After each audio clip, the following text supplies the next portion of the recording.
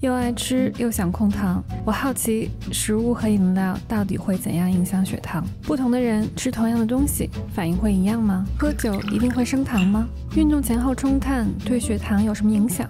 在上次记录血糖日记之后，我对自己和血糖的关系有了更深的了解，所以我决定继续实验。欢迎来到新一期的血糖日记。我一直认为血糖反应只是由吃什么决定的，但是同样的食物，不同的人吃，反应能有多不同？第一个实验，我跟便当君在同样的时间吃同样重量的碳水和大概同样重量的蛋白质，看看我们的身体反应如何。饭后2小时，在完全没有运动情况下，结果让我非常生气。我的血糖从110升到140毫克每分升，而便当君只从102升到了117。同样吃酸菜鱼乌冬面，我的血糖从87升到了156，他从107升到了127。吃盒马生鲜的狮子大福，便当君从130升到158，而我从119飙升到154。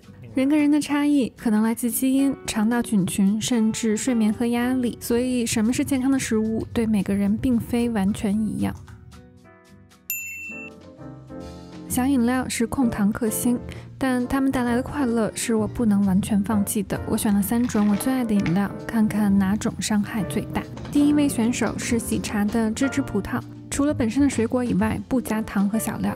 不加糖的口感对我来说刚好，血糖也没有特别飙升，原因可能是奶盖中的脂肪缓冲了升糖速度，而且喝之前我吃了一点东西。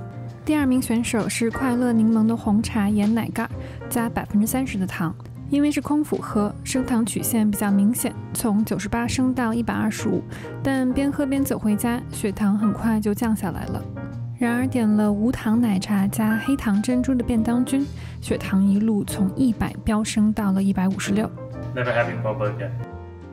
第3名选手是在家自制的桂花拿铁，加一点桂花糖浆在浓缩咖啡里，再挖一勺挂壁，就可以得到一杯隐隐带着秋季桂花香甜气息的拿铁。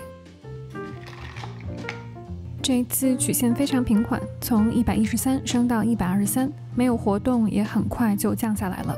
所以说，合理控制小料和糖浆的话，小饮料还是可以科学的喝的。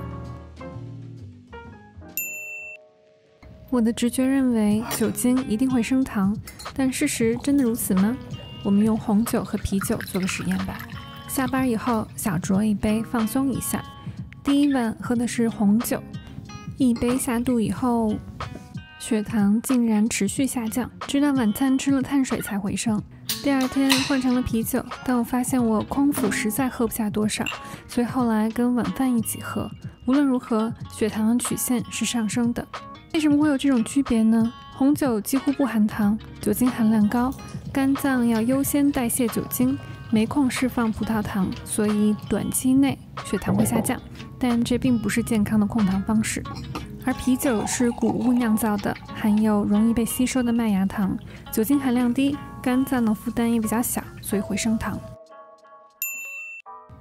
我听说饭前喝苹果醋可以延缓糖的吸收，那我们就试验一下吧。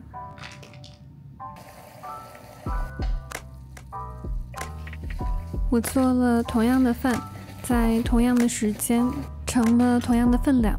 第1天，我在吃饭前15分钟喝了一杯稀释过的苹果醋。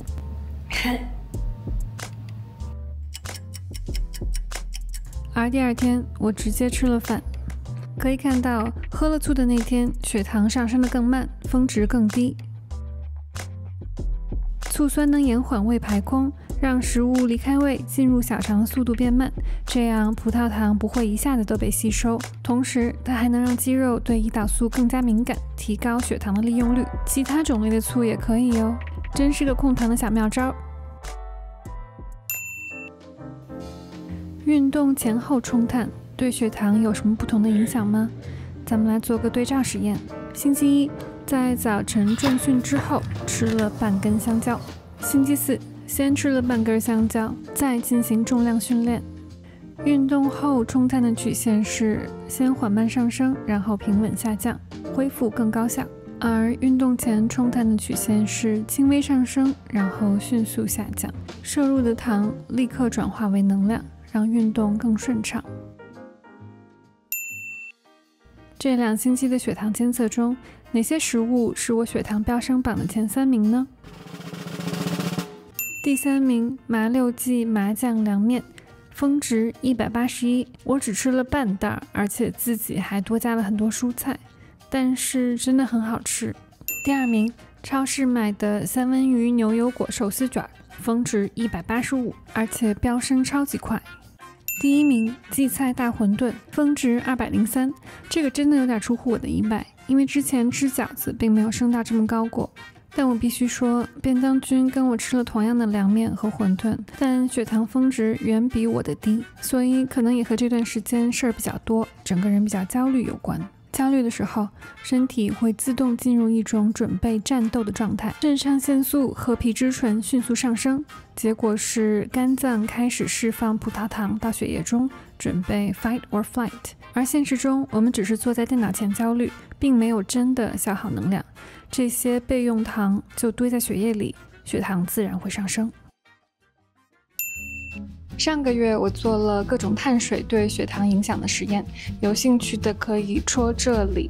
血糖监测仪并不只是给糖尿病人的工具，它能让我们更了解自己的身体对食物的反应，从而找到适合自己的控糖方法。未来我也会继续监测下去，也欢迎你分享自己的控糖经验。下次见喽！